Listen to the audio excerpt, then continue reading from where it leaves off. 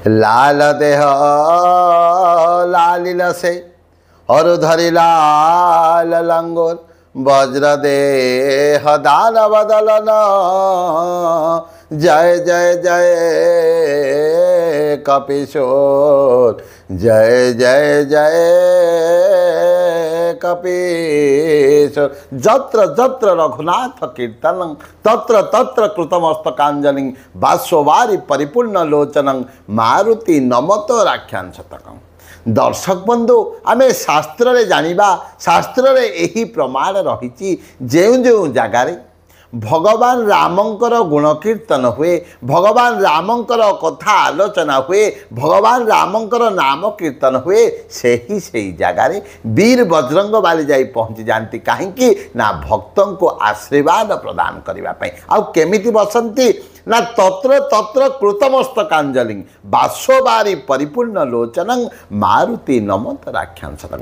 भगवान हनुमान वीर बजरंग बाली कौन करती ना राम कथा शुणती केमिति ना राम को हृदय रे धारण करती आउ नेत्रु अश्रुधारा प्लावित करी भगवान कथा शुणी निजको तल्लीन कर दियंती आउ भक्त मान को कौन करती निजर आजानुलंबित बाहु छाया तले आश्रय प्रदान करिथांती। तेणु सन्थ गोस्वामी श्री रामचरित मानस रे कहले जत्र जत्र रघुनाथ कीर्तनम तत्र तत्र कृतमस्तकाञ्जलिं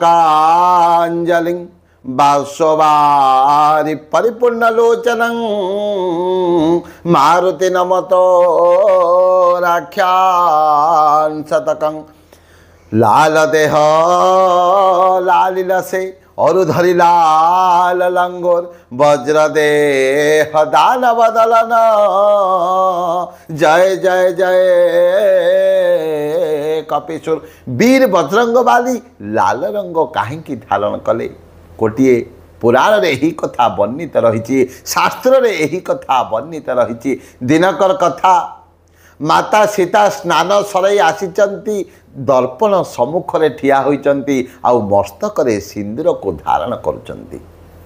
सही समय रे वीर बजरंग बाली देखुचंती जे माँ कौन करुचंती ना मस्तक रे सिंदूर को धारण करुचंती। वीर बजरंग बाली धीर स्थिर जाई पचारिले बेले माँ आपण मथारे सिंदूर को कहीं धारण करुचंती।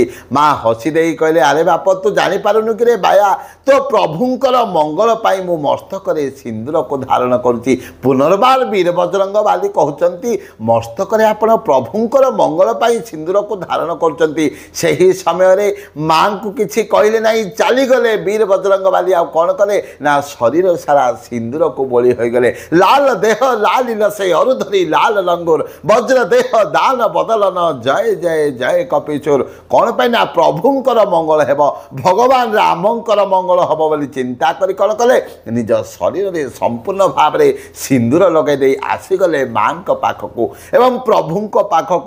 माँ पचारे अरे बाप तोर ए अवस्था किए कला तोर शरीर सारा सिंदूर किए बोलीदेला। सही समय रे वीर बजरंग बाली नाची कहते बोलो जय सिया राम जय जय सिया राम भज जय सिया राम जय जय सिया राम जय सिया राम जय जय सिया राम कहते माँ मो प्रभुंकर मंगल पाई भगवान रामंकर मंगल पाई आपण सिंदूर लगेबार कहले। तेणु मु कौन कली मो भगवान जदि आपण सिंदूर कपाल लगेले मंगल होती तेणु मो शरीर सारा मो सिंदूर लगेदेली कहीं मो प्रभुंकर मंगल हो मो भगवानंकर मंगल हो बोली मु कौन कली मो सारा शरीर रे सिंदूर को बोली होती। तेणु दर्शक बंधु कहबार कथा आमे भगवान राम को जदि पूजा करिबा भगवान रामंकर नाम कीर्तन करिबा तांकर शास्त्र को पाठ करिबा रामायण को पाठ करिबा ताहले कौन हम वीर बजरंग बालींकर कृपा आम उपरे आपे आपे वर्षण हम।